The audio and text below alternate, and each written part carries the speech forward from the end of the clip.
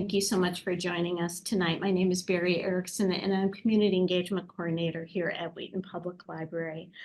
Rachel Kursick works in the Leishman Center for Culinary Health at Northwestern Medicine's Kishwaukee Hospital in DeKalb, Illinois. And she's going to tell us more about their program there with Northwestern Medicine, who they serve, and the classes they offer, as well as demonstrating these sheet pan meal recipes. So thank you so much for being with us tonight, Rachel. We are looking forward to what you're going to be showing us. Yes, thank you so much, Barry. We always love working with Wheaton Public Library, and we love that we're able to connect with you because we are actually the Leishman Center for Culinary Health, where I'm joining you from. We are actually in Greater DeKalb County. So we are in DeKalb, Illinois, and we are part of the Northwestern system in our hospital, Kishwaukee Hospital. But we are lucky enough that we get to teach virtually to all of Chicagoland, and we're so excited to be here with you tonight. On this Tuesday night. So we're excited. So before we get started, like Barry mentioned, we like to just speak a little bit to our program. So tonight, our moderator here, who you may hear her voice throughout the program, and she'll be fielding any of your questions to me, Joe Cessna and myself, we're the two instructors here in the Leishman Center for Culinary Health. And what we are is a 1,500 square foot teaching kitchen that really focuses on getting the everyday cook cooking with whole foods and real foods. And so we actually are set up like a home economics kitchen. The little section that you can see right here, this is our demonstration counter. We have 12 seats around our large countertop right here where we do a lot of demonstration programs. And then we also have 4 separate kitchens here that I'm staring at right now, where some of our students can actually do some hands-on learning and hands-on cooking. So what types of classes do we teach in the Leishman Center? It could be something really fun, kind of basic. Everyone gets a little more excited for it. Things like sheet pan meals, healthy soups in the summer and springtime, focusing on salads. We try to work seasonally. And then we also work with certain chronic disease classes, such as heart healthy cooking, diabetes friendly cooking. And so Joe and myself, we're not clinicians. My background's public health. Joe has been a healthy culinary teacher for a long time and has an amazing program started here. But we work alongside dietitians, nurses, sometimes even physicians. And so we are just trying to bring our community some healthy cooking programs. And again, we're not chefs, we're just the everyday cooks trying to get you excited about what our research has found. So today, and so I will make sure that Joe puts in the link or in the chat where you can sign up for our classes, because every single week we have 4 to maybe 6, 7 different virtual programs that come at no cost. And so we want 0 barriers. We want people to be able to register. And so our programs are listed at nm.org/classes. And if you click on Leishman Center Healthy Cooking, you'll be able to find our classes. So if you enjoy kind of what you get tonight, you'll be able to find an array of different topics. This week we are covering coffee and grief and a lot of different topics. Next week we're doing Valentine's Day meals, heart healthy things. And so every single week is different. So make sure to check out our calendar, see if there's anything that may interest you. But for tonight, why we came here was for sheet pan meals. And whether you are a busy mom on the go, or maybe you are retired, but you keep a full agenda with volunteering and different activities, we all need some good sheet pan meals. Some benefits are less dishes, but we also get a lot of great flavor. So when using the sheet pan meal, we're usually able to bring out the natural sugars of whatever it is that we're cooking. Because of the dry heat and the low walls, we're able to really just encapsulate the food that we're cooking and bring out those natural sugars, so it's just so delicious. So I thought that what we could do is start with some tips for success for sheet pan meals. This was something that actually Jo brought to one of her classes, and it was just too good not to share. So to begin, you want to make sure that your sheet pan has low, shallow sides. And that's going to allow, again, that heat to really come in and fully surround your ingredients. And you're able to get a lot of caramelization. So a really great texture. And again, a lot of those sugars. Next, we want to make sure to select a pan that has about a 1-inch side around the pan. And this is different than like a jelly roll pan that maybe wouldn't have a side. Why we like to have the side is just in case there are any sauces that we're roasting with this or juices of chicken. So we like to have a little bit of the side. Next, one of the rules of roasting is we want to make sure that everything is in a single layer. So you want, say you're roasting broccoli. You want to make sure that every piece of broccoli has its time with the bottom of the pan so that it can really caramelize. If we stack things up, they tend to steam. We're not going to get that golden brown texture and color that we love. Next is try to use a good heavy gauge pan. If you find pans that are really light or maybe something similar to that jelly roll pan, those will actually warp in hot ovens. Normally when we're talking about, sheet pan meals, we're usually roasting at a high temperature, 400 or above. And if you're using something that's not heavy, you're going to notice that you really get some warping in your pans. We love to use the good just stainless steel pans. If you do ever find like a nonstick pan, you can use those. However, realistically, when they're scratched, we usually have to throw them away just for food safety.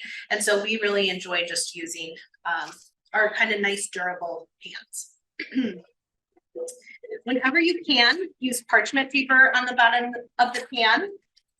And what that's going to allow to happen is that it'll collect the sugars from your broccoli or your red bell pepper, your squash, and it's really going to collect those sugars so that you can enjoy them, but also less dishes at the end. If you're ever cooking with anything like tomatoes or zucchini, roasting cranberries, anything that has a higher water content, it's really nice to, once it's out of the oven, let it sit. Let it just kind of cool a little bit, and the juices will actually thicken up, making it a lot easier to serve those things. And then when it comes to roasting, if you're ever wanting to make a one pan meal and you have something really hearty like a potato and something really light like a small piece of a thin fish like a tilapia, you can always start with whatever the heartier item is, cook it until it's about halfway done, then add your fish so that you don't have, say, overcooked fish or overdone zucchini. So things that cook quicker, we're going to add to the pan later. I'm seeing if I missed anything on here. Single layer. Yeah, and so what we're looking for the everyday person is about an 18 by 13 inch pan. And so you can find these anywhere from Walmart, Target, really any Crate and Barrel, any kind of store that sells kitchen equipment. But our one piece of advice would just be to find something that really feels heavy so that it lasts a really nice long time and it has even cooking. So just a little bit of information about our sheet pans. So today what I wanted to do was give you a couple different options. So because we talk to such an array of students, we always want to make sure that we have a recipe that you can utilize. So today we have 3 different meals, so to speak. So the first one, I'm going to be doing a chicken fajita pan meal. So everything on one pan minus the tortillas. And this is for anyone who, is a meat eater, who enjoys that. We can talk about different things you can add if you are a vegetarian. The second meal we're going to make is plant-based, and that is a polenta and vegetable pan meal. And the last thing that we're gonna make is a homemade granola. So it's not a meal in itself, but it's something that we do cook on a sheet tray and can be used for so many different applications. So it could be a snack, it could be a breakfast. So we'll talk about that here in a little bit. But the first one is a sheet pan fajita meal. This makes 6 servings.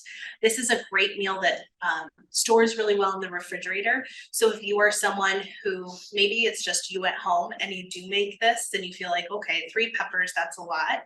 This is something that you could kind of change up every night. Maybe the first night you enjoy it in a tortilla. Maybe the second day you kind of make a taco or fajita salad out of it. But it stores really beautifully because we have hearty peppers and chicken strips. There's not a lot of dainty vegetables in this, so it holds up beautifully. So let's get started. So first, I have my pan and I want to preheat my oven to 425 degrees. Now, in the directions for both of these, I know this one specifically, it says to coat your pan with a little bit of olive oil. I'm going to use parchment paper today, but anytime you really want to get nice golden brown crust on your vegetables or chicken, I find that going straight on the metal creates that even more intense golden brown look. But I really want ease of cleanup tonight, so I'm going to use parchment paper. So the first thing I'm going to do is make a homemade spice blend. So instead of just opening up a fajita or taco seasoning packet and sprinkling it onto my vegetables, what I want to do is use some spices and herbs and kind of create my own. A lot of the things we do here in the Leishman Center, we're trying to get away from those packages just because that is a source of salt that we're not adding ourselves. So what we have here, I have this all together right now, 2 teaspoons of chili powder, 2 teaspoons of cumin, 2 teaspoons of oregano, and 1 teaspoon of smoked paprika. So all of these things are delicious, but in combination, it just creates this magical fajita tray meal. Now, realistically, do you already have all 4 of these things at home? And if the answer is no, that's okay. Then use what you have. Maybe it's just some chili powder and oregano. Maybe it's just some cumin on its own. That's okay. But if you can get all 4 of these things, it's really great. And now I'm just mixing these up in a little bowl, and I'm going to add a little pinch of salt. And now if you've been told by your doctor not to use any extra sodium or salt to your diet, feel free to just leave that out. And then some freshly ground black pepper.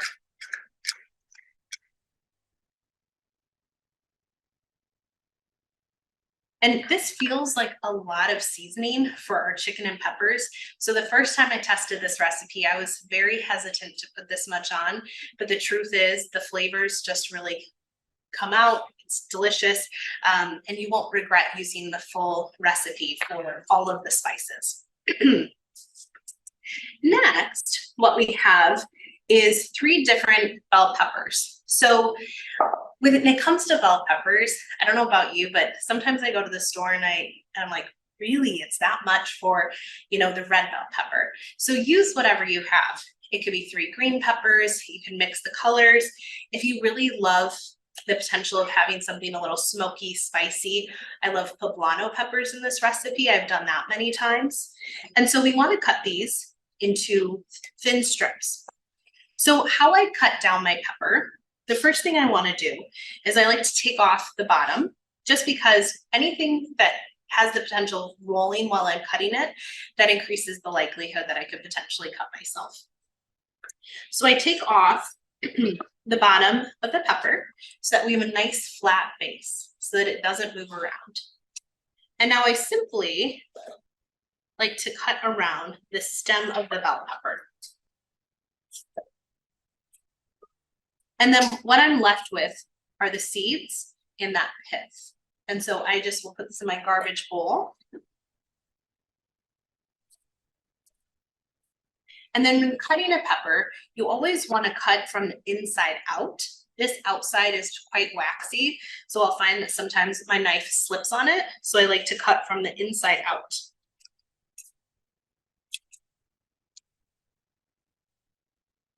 So today I have an array. I have a red bell pepper, an orange bell pepper, and a green bell pepper. So we have lots of beautiful colors. Then the next item that you'll see here is we have one onion cut into wedges. The truth of the matter is the onions we got in our grocery order this week were just huge. And so I'm only using a half an onion. You know, when we're cooking, it's really important to just use our senses, our common sense. If an onion, you're cutting it and you think it's really large, just scale back and use half. If you're cutting an onion and it's really strong, just know that the way it smells is also going to indicate how it's going to taste. So maybe it would be a little stronger in flavor and onion. So what I'm going to do is I had an onion and I cut it in half at the root. Anytime I like to store onions, we want to keep that root intact. It's going to really help keep the onion fresh for as long as possible. So now I'm just simply going to take my onion and cut some strips. Cut them off. All right. And now with these strips, they kind of break down beautifully just because the way the onion is layered. And so I'm going to put that right here in my bowl with my peppers. So I'm using a red onion. I love the way that red onions taste when they're kind of roasted. A yellow onion, when those are cooked, those generally tend to be the sweetest. So you could use that. Whatever onion you have, that's what you're going to use. So now I'm going to take my heat pan. And if for you having, you know, the pre-cut salad bar peppers is realistic, that's what I want you to do. Or, you know, even if you had a bag of frozen sliced peppers, this is technically like a culinary no-no is roasting frozen vegetables, but why not? You could add those in. Your texture is going to be a little softer, but, you know, as home cooks, we need these ideas if we're not as comfortable with a knife, or maybe the bagged frozen peppers were so much cheaper. So just keep that in mind. So I have my bell peppers and my onions. And to this, I'm also going to add some garlic. So you'll see in your recipe that it has garlic cloves minced. So this is something that you'll get from in-person classes versus just reading the handout. I love to, my secret with this recipe, if you mince it, you can do that, but just know that sometimes it gets a little extra caramely, sometimes almost to the edge of burnt because garlic cooks so quickly. So what I love to do is I love to leave it as whole cloves, toss it in olive oil with the peppers and the onions, roast it, and then at the end you have this really soft whole garlic clove, which almost is like roasted garlic, and I kind of mash it up with a fork and just mix it amongst the peppers and the onions, and that's kind of my trick. So I'm going to do my 3 garlic cloves, but I'm going to do those whole, and then we're going to add some chicken. So this recipe calls for 1.5 pounds of chicken breasts. And so that's what we have cut into tenders or thin strips. So I have this already done just for the sake of time in hopes that we can get all 3 of these meals complete. But when you're cutting these, think of how will they mingle with the pepper shape that I cut and the onions. With a fajita, you're going to lay it inside of usually a large tortilla. And so what we like to do is cut everything very similar in size.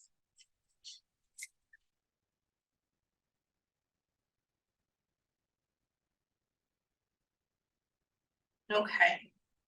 And now to this, I'm going to add 2 tablespoons of olive oil.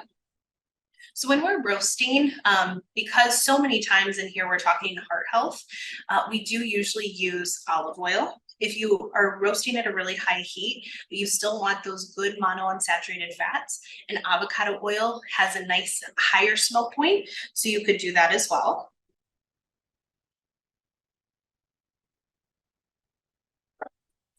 So I'm just gonna mix this. Make sure that everything's really evenly coated. When it comes to cooking with olive oil and roasting things, we really want to make sure we don't have too much oil. If you find that at the end of the process of maybe you poured a little too much oil on the pan and you have kind of puddles of oil, take a paper towel and blot that off. We just want everything to look almost like it glistens. You're using extra virgin tonight, aren't you? I am. Olive This is oil. what we have, extra virgin olive oil.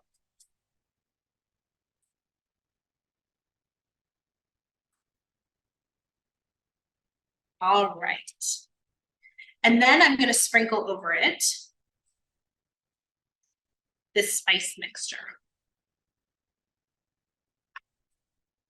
So as I said earlier, this doesn't just have to be in a tortilla. It could be in a romaine lettuce boat. It could just be eaten on its own. It could be enjoyed on a salad. And so a lot of really great color. So when we see different colors of produce, we know different types of antioxidants. Different types of antioxidants. We know we're getting different nutrients, different vitamins, but this is what we have here. And so this is what our sheet pan fajitas look like before they go into the oven. So now we're going to put these in the oven for about 30 minutes. Or until our chicken is done fully in the center and temps out at 165 degrees. So we're going to put this in the oven and we are going to begin cooking. Do you want to address why they would not use, someone wanted to know, can I use cooked chicken? Yeah, so for the cooked chicken, because we're roasting it, what would happen is you might end up with a really tough piece of meat. And so say you had cooked leftover chicken or grilled chicken from the night before, then what you could do, roast off peppers and onions, and then just as it, like when it has 5 minutes left in the oven, toss in those cooked chicken strips just to kind of warm them through. But we wouldn't want to add cooked chicken the whole time just because it would potentially overcook and become a little more tough. And the flavor is so nice when you cook it all together. It really gets into the chicken. It really does. Yeah. Yes, we are using boneless, skinless chicken breasts. Yes, boneless, skinless chicken breasts. Do you have any other vegetables that would work? I was thinking zucchini. Zucchini would work. My favorite vegetarian taco is actually bell peppers and big portobello mushrooms. And so portobello mushrooms, if you're a vegetarian, those are really nice because they almost get, when they're roasted, not a steak-like quality, but they're very meaty. Mm-hmm. And so I think that mixed with that smoked paprika, you have that umami going on. So I think that would be really nice if you are someone who's vegetarian. So great questions. Any other questions in the chat now? Nope. So now what I'm going to do is I'm going to set my timer for about that 30-minute mark. And I am going to quickly just sanitize because I use raw chicken. And we're going to start on our next recipe. So our next recipe, if you're following along on your handout, is the roasted polenta with rosemary scented vegetables.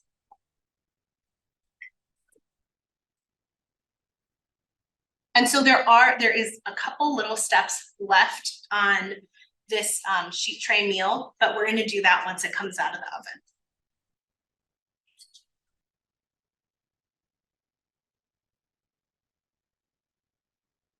Yeah, so my favorite taco personally for vegetarian, like making this vegetarian, would be portobello mushrooms.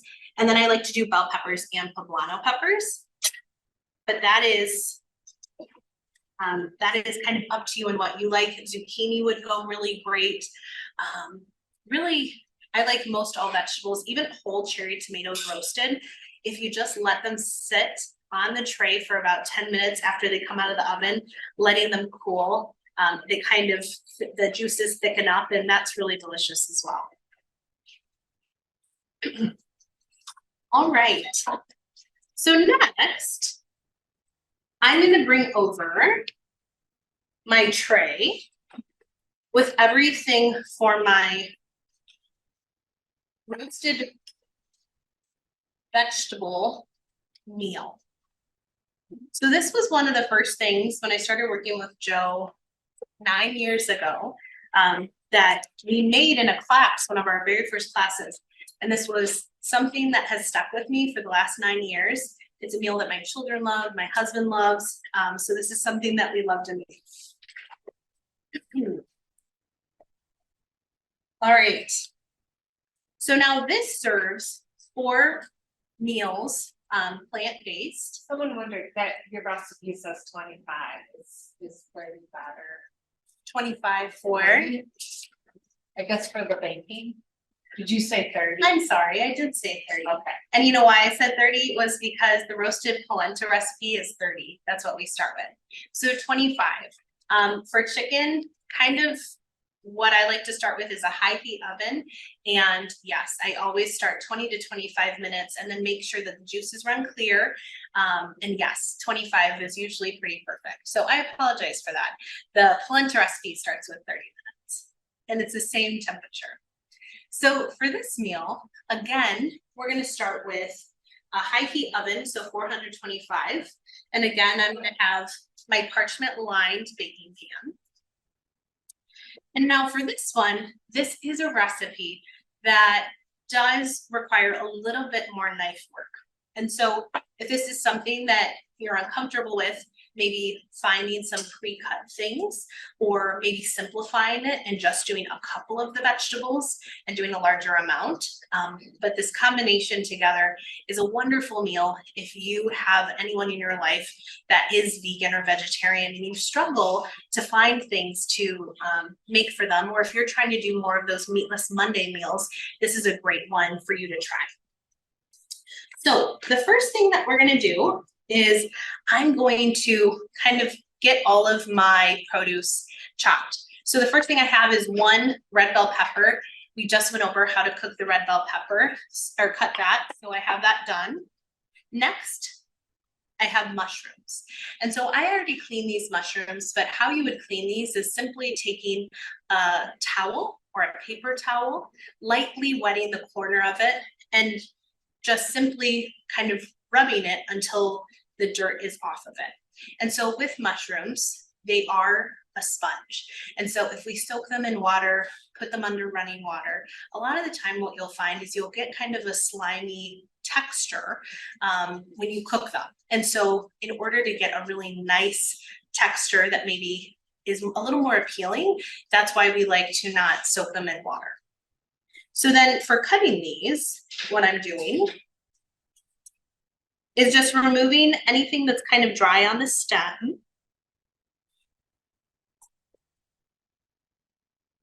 And then you can slice these if you'd like, or you could quarter them.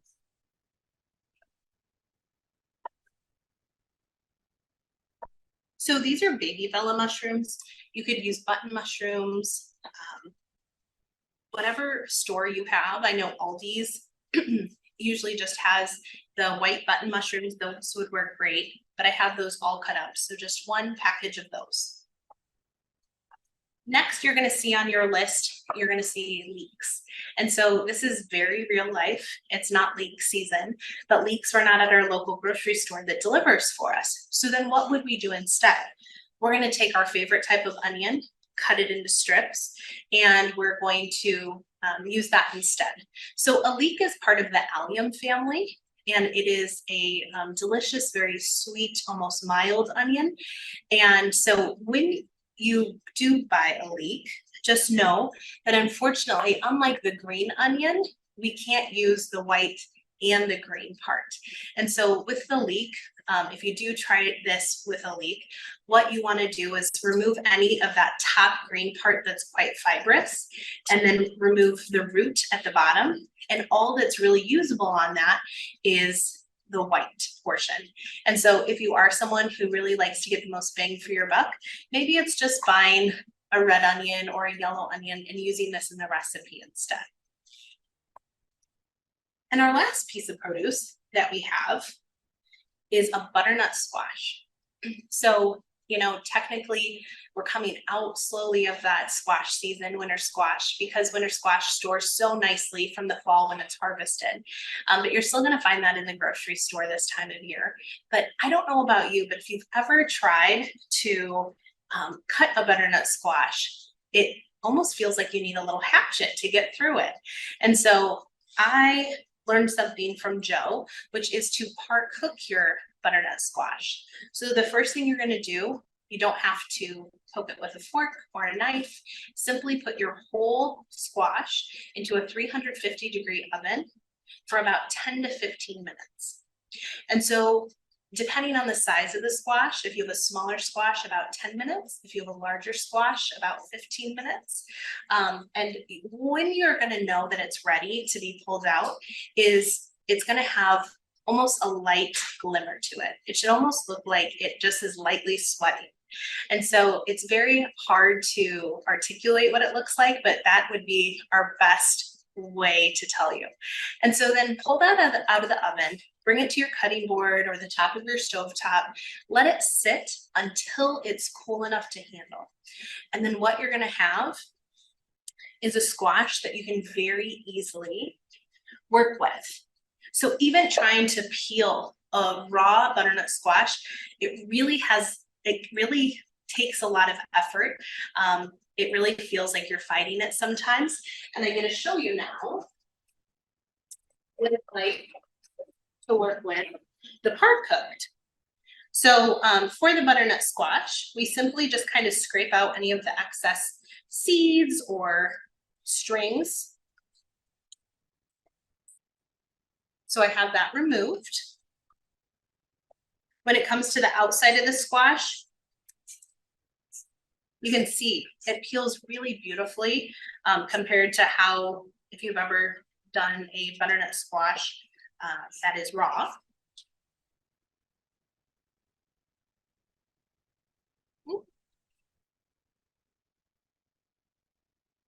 It's kind of hard because it's I don't usually have it holding it this way. So it's sliding a little bit.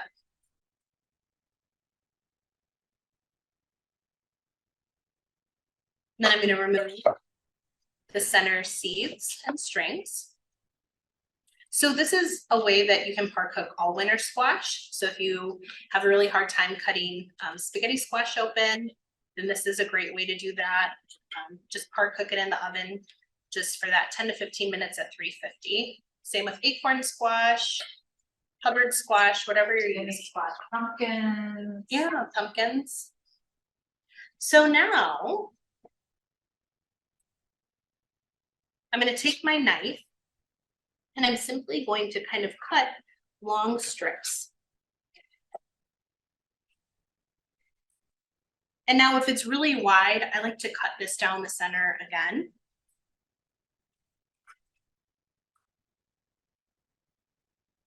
And then simply take those long strips. And I like to, when I'm cutting this, I like to think of how it again is going to mingle with these mushrooms. It's going to mingle with all of our vegetables. So I'm going to do about 1-inch cubes. And so I love this addition to this sheet pan meal.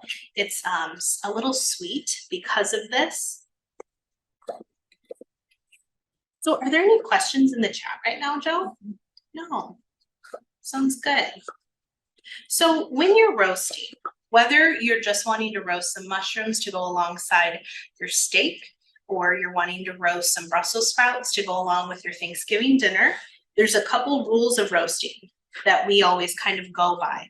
And so some of these we already talked about a little bit, but we always, when roasting, so with sheet pan meals, we always want, again, to have everything in a single layer. We always want to protect whatever it is that we're roasting with a little bit of olive oil.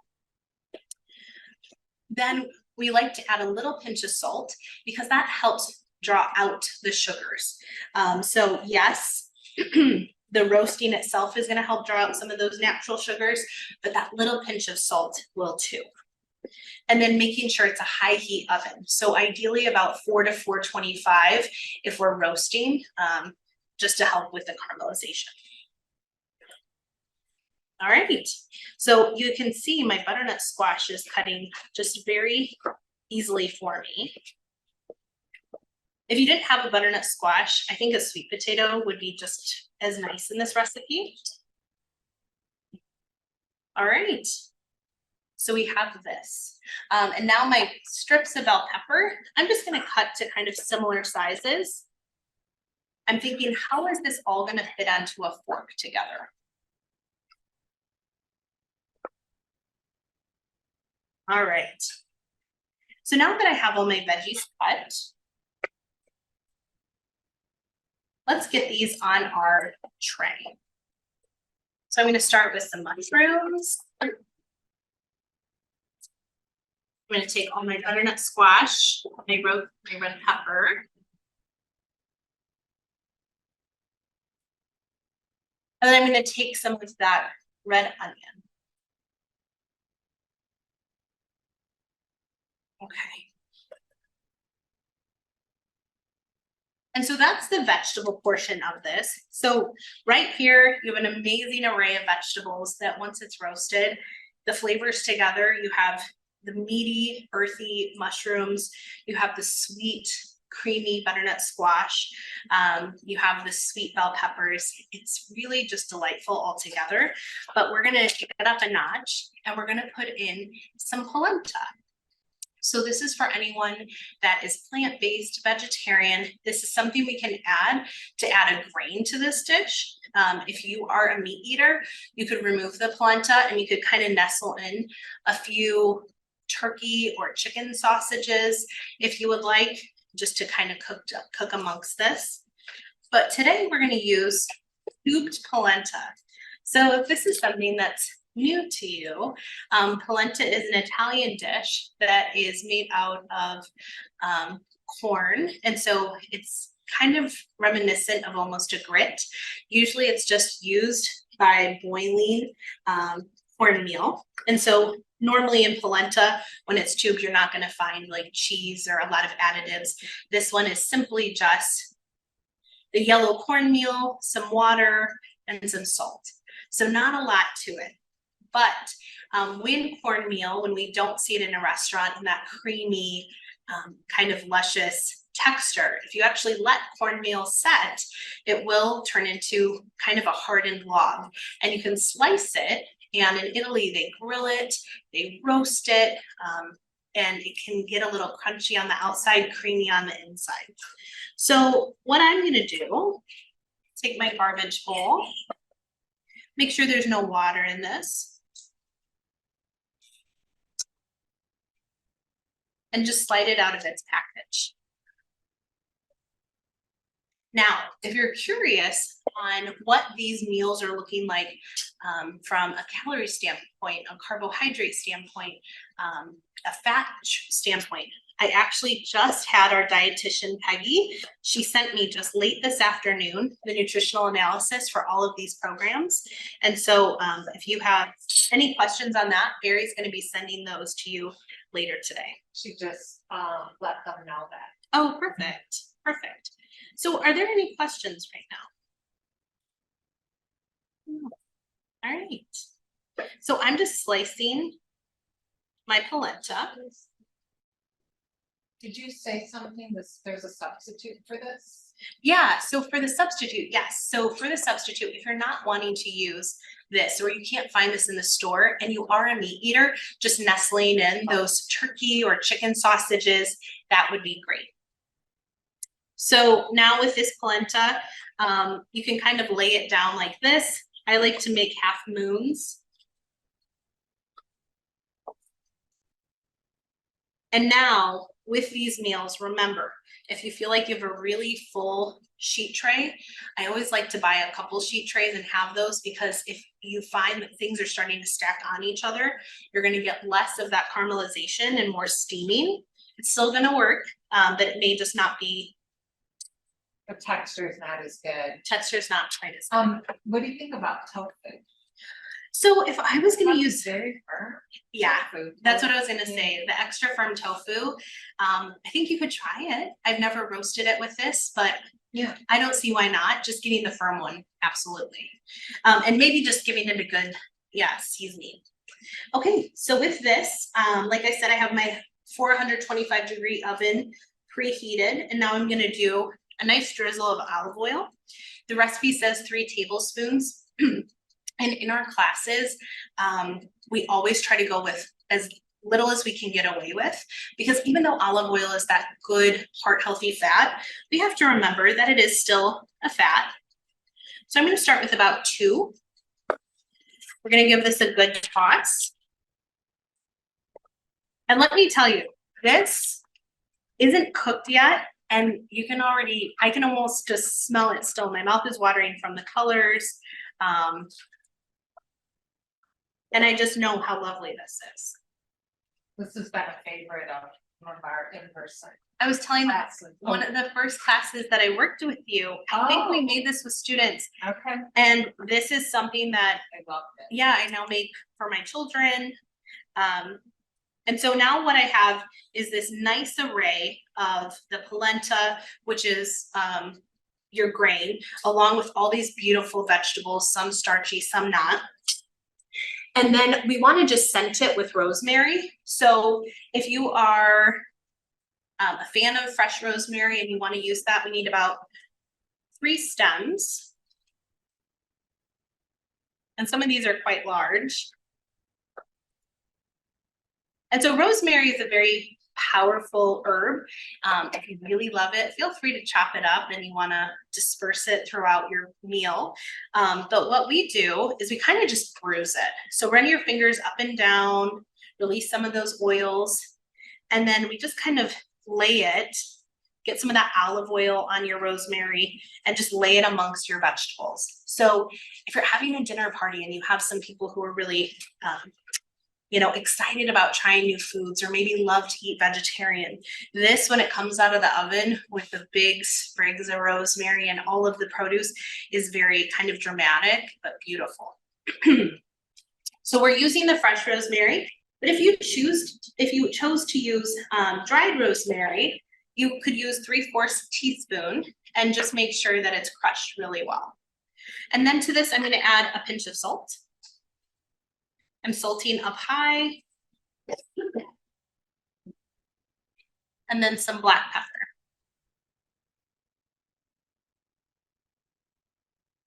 And this is the meal that is going to go in for 30 minutes.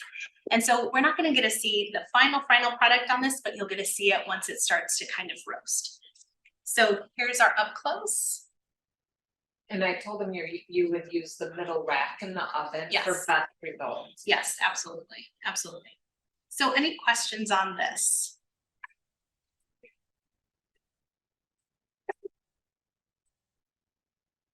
All right, and I see that chicken is looking amazing. I have about 7 minutes left on my timer, so I'm just gonna let it go all the way. I'm gonna quickly, again, sanitize, and we're gonna get ready for our last recipe. So now is a great time for questions.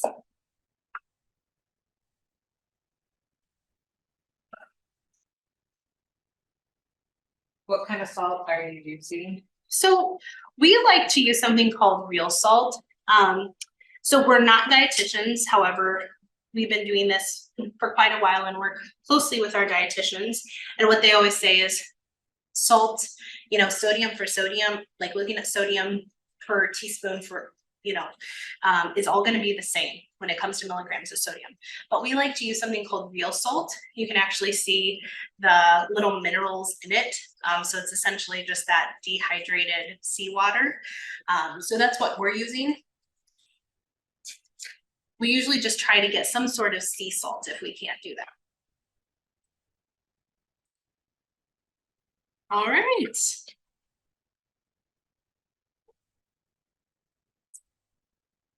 So now, the last thing today is a granola. And so even though this isn't a meal, so to speak. This is something that you can enjoy for breakfast, for a snack.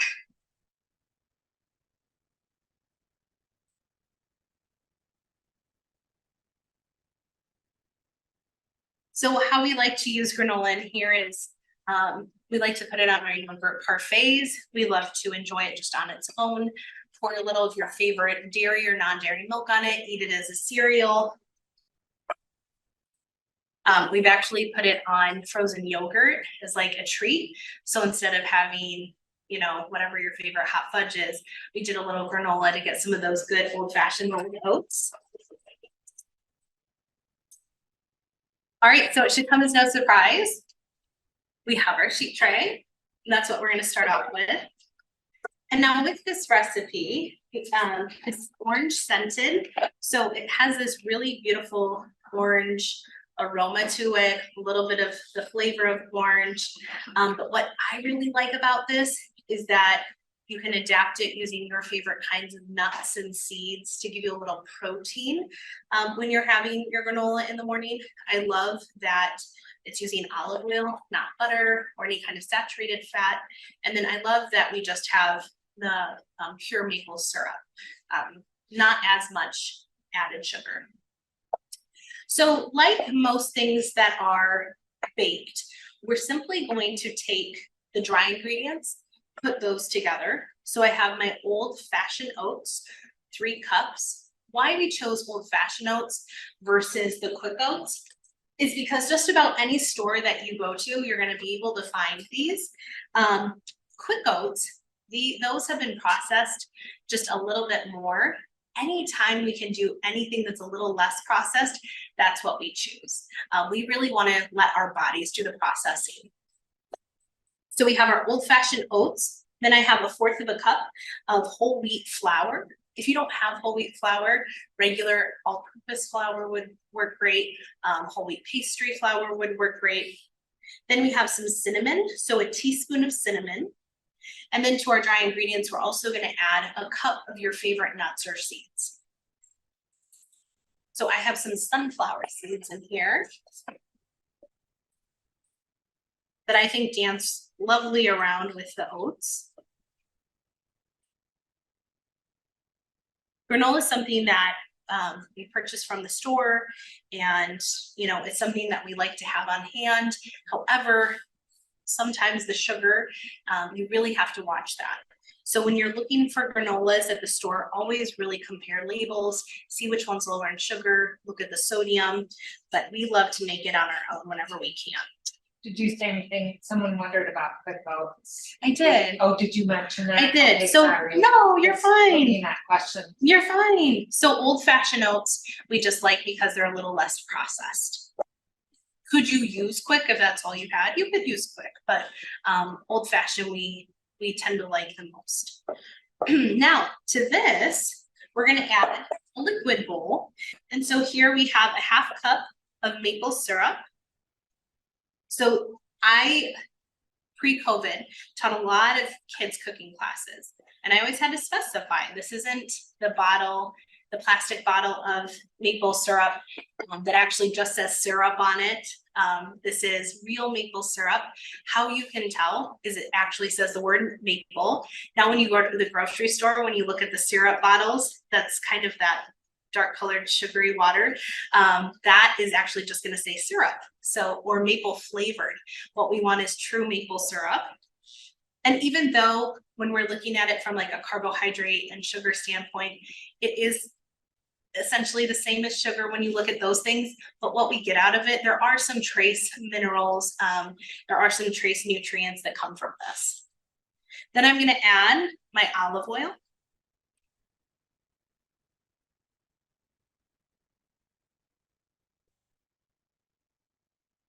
And then we're going to add some of that orange flavoring. So about a 1/2 teaspoon of orange zest. So how I'm going to get the zest is I have something here that's a tool called a microplane. If you don't have one of those, just add the orange juice. That's 100% fine. But if you do have this, what we like with the microplane is we're actually able to get a lot of the orange oil and the orange flavor without all of the acid and without all of the moisture. So just a lot of oil, which gives us a lot of great orange flavor. So I'm just making my way around the orange, going back and forth on my microplane. And you want to make sure once you start hitting that white pith that you move the orange, because that white pith can become quite bitter. So I have my teaspoon of orange zest. And then I'm going to get about a tablespoon of orange juice.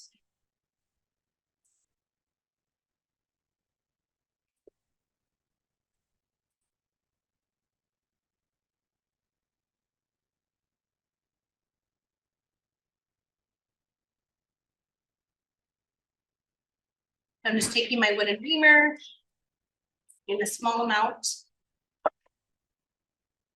that 1 tablespoon. And now to this, I'm going to add a little vanilla, about a teaspoon if you have that. Again, it's just something that adds a ton of flavor, but if you don't have it, that's okay. You can still make it with just the maple syrup and the olive oil. How much oil did you add? So what I added was 1/3 cup of olive oil. So now I'm mixing this all together. And I'm going to pour it over my dried ingredients. Make sure to scrape your bowl really well. You want to make sure to get all of that maple syrup. And so to this, you can add whatever you'd enjoy. You could add coconut to this. You could do any kind of nut. And so I'm going to mix this until everything has that nice maple syrup olive oil coating. And then I'm going to do a very thin layer of this perfect timing on my sheet tray. So I'm just going to quickly pull my chicken out of the oven. Someone likes to use applesauce instead of the oil. I wonder if you need a little oil for brownie of the granola. To kind of coat it, yeah. Because I know in a lot of our baked recipes, we'll use applesauce over oil. Yeah, I'm just wondering for this granola, the texture. I don't know any thought. So what I would think is actually, if you wanted to substitute a little bit, that could also almost take a little bit of the maple syrup's place as well. I would still maybe add, like Joe said, a little bit of oil to protect it. I kind of worry about it. That I think that Texture. Yeah. Otherwise it might be, I don't know. Kind of soft. Yeah. And so maybe if you want to try it, maybe start with just half the amount of oil and do a little bit of applesauce. Yeah. And so for this recipe, just like what our dietitian had. So yeah, we have about 6 grams of fat for 1 serving, which is a heaping 1/4 cup. So if you wanted to cut that down, then and use a little applesauce, then that would cut that in half.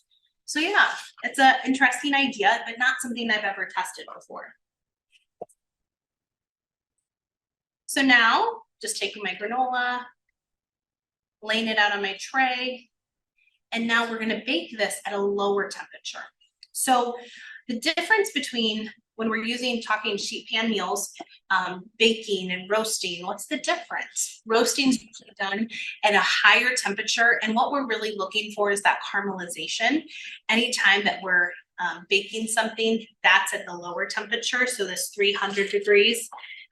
Often when we start with a soft product like a dough, that's when we're going to choose to bake. Now this, we have a low temperature and we go kind of low and slow because we really want to dry it out. When we're talking about making our own granola, maybe storing it for a longer period of time, it's important that we really dry it out because any moisture that's left in there, it could go rancid. So a nice even layer. You're gonna start by cooking this for about 30 minutes, and then you're going to stir it, return it back to the oven until about 20 to 30 minutes more. So a total of close to 50 to 60 minutes total. And what you're gonna be left with is this really nice kind of crispy golden brown oatmeal, or not oatmeal, granola that you can enjoy, again, like I said, on your favorite yogurt parfaits, just as a cereal, eating it as a snack, just throughout your busy work day. So this is our granola. So this is one that we've made for people of all ages, 9 to 90, and this is always a granola that people are really kind of in awe of. It doesn't take too many ingredients, but it's just delicious. So here is our granola. So this is, I could answer, but I think you should. Yeah. The first two that are meals, the Yeah. sheet pan meals, do you need to stir them midway through? You know what? So I don't always, because do you? No? I don't always, because the more we stir it, the less caramelization we're gonna get. And then especially if they're in a Single layer. Yeah, and so for the granola I would, but for the other ones, I actually don't. I would. No, so good question though, really good question. And so the longer that something sits there on the metal directly or on that parchment lined pan touching the metal, the more likely we already draw out those sugars and get that nice caramelization. Joe, I think, can we come right here? And I wanted to show what our sheet pan meal looks like. Yep, here we are. Perfect. So what we're seeing is our chicken is tender, cooked all the way through. You can always temp that with a probe thermometer if you would like. That's gonna be 165 degrees, that's what we're after. And then I like to test my peppers and my onions. Those are nice and tender. And so now, what you can do is serve this inside of a tortilla. You could serve this on top of leafy greens. And you can use it just like this, or at the very bottom of your handout, you'll see that it says to add some fresh cilantro leaves, some lime juice, and you would add this at the end. So we can add some of this.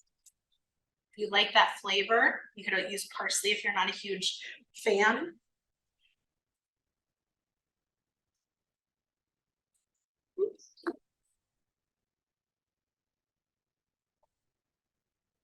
Squeeze a little lime juice over it.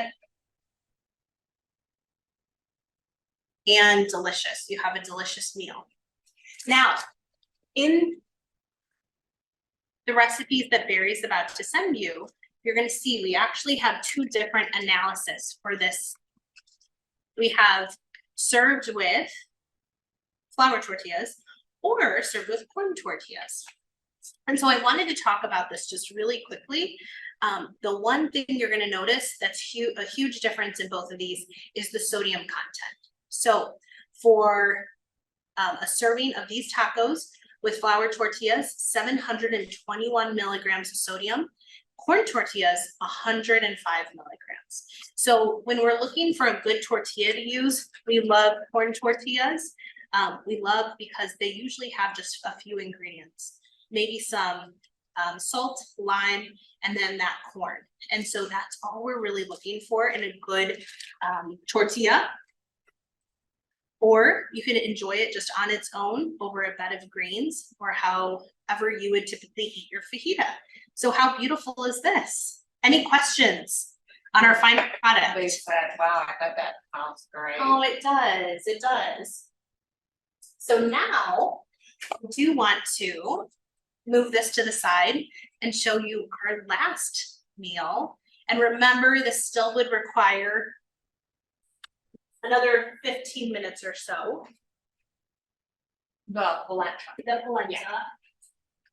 And so you'll see it's not done yet, but so colorful, so delicious. The squash is just becoming a little tender, but after about 15 minutes, you're gonna find that your vegetables start caramelizing. You might get a little golden brown on your polenta.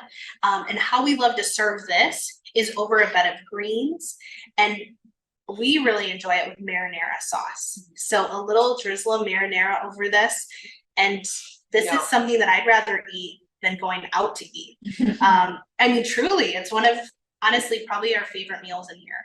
So I'm gonna pop this back into the oven, but you get a good idea of what that final product will kind of look like. So 15 more minutes. So Joe, we can actually move the camera back up front.